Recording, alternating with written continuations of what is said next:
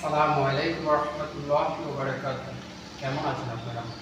সবাইকে আন্তরিক অভিনন্দন জানিয়ে আমি আমার আজকের এই ক্লাসটি শুরু করতে যাচ্ছি। আজকের এই ক্লাসে আলোচ্য বিষয় হচ্ছে যে প্রচুরক নির্ণয়। কিভাবে আমরা অতি সহজে প্রচুরক নির্ণয় করতে পারি।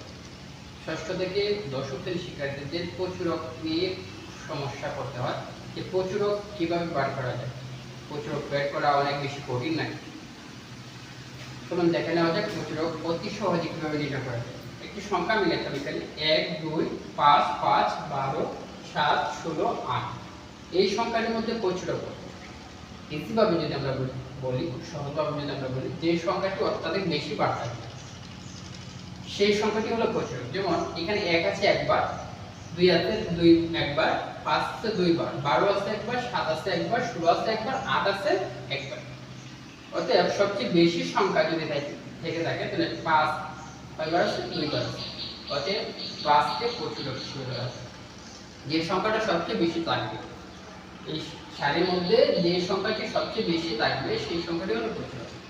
এখন দেখা গেল যে 5 আছে 2 বার কিন্তু 12 আছে 3 বার, তাহলে প্রচুরক কত? 12।